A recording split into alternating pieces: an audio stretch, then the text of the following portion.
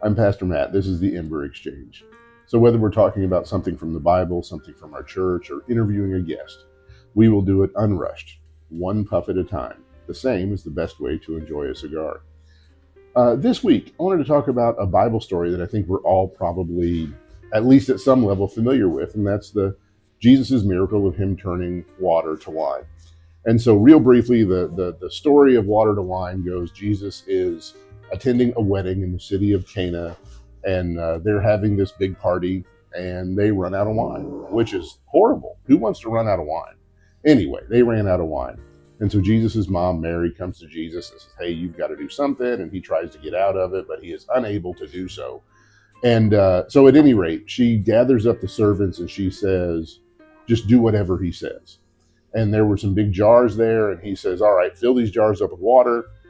And they do. And he says, "All right, take the water out of the jars and go give them to the guy running the feast." And he does, and he tries the wine, and he says, "Oh my gosh, it's the best wine I've ever had." And there's the miracle of Jesus turning water to wine at the marriage at Cana.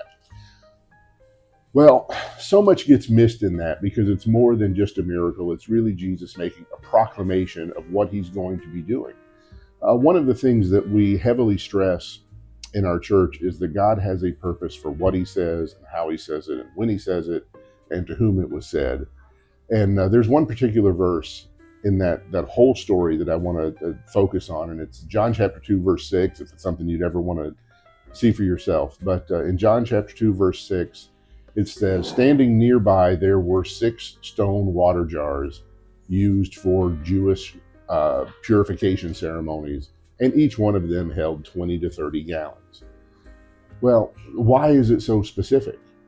It could have just said there were some jars, but it doesn't. It says that they were stone. It says they were used for Jewish purification ceremonies. It says that they were 20 to 30 gallons apiece. And so all of that must mean something. And it says that there were 6 jars. Well, why 6? Why not 4 or 20? Well, 6, that number is representative of mankind. Man was created on the 6th day. And it also references incompleteness and some other things, but it's the number of man. So there's 6 jars. This is all about us. And they were used for Jewish ceremonial purification.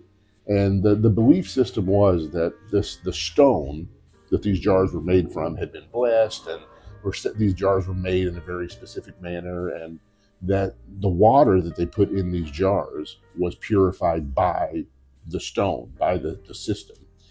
And so that's that. And then it specifies they were 20 to 30 gallons, and there were 6 of them. So it's like 180 gallons of wine. You know, this is about abundance and about having plenty and about having enough. And the symbolism in all of this is that the water, which represents us, which represents man, was put in the jars, which represents the religious system. That the water wasn't purified by the religious system, but rather because Jesus was there. The water wasn't purified or cleansed, it was changed. And it wasn't just changed into something else. What it was changed into was the best wine they had ever had. It was better. And, you know, there's so much to this because Jesus is essentially making a proclamation here that what religion couldn't do to cleanse man from their shortcomings and their failures and their sinfulness and all the other things we all have, Jesus was able to do not through the system of religion, but by the transformative power that he has in our lives. And it's not just that he changed water to wine, he did it in the religious system. What the religious system couldn't do, he could do. And because religion is external, it's the outside of the jar, and it just doesn't get us there. Because as much as we try to be better, to act better, and to do better, until we're changed internally, we never really can. And so what religion couldn't do, Jesus could do, and it changes us into something better. It transforms us from the inside.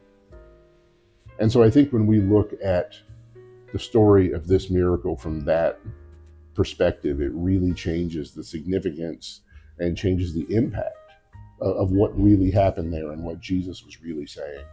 And so let that rest on your hearts. Think about that. And until next time, keep your fire burning, keep your cigar lit, and be sure to send us your burning questions.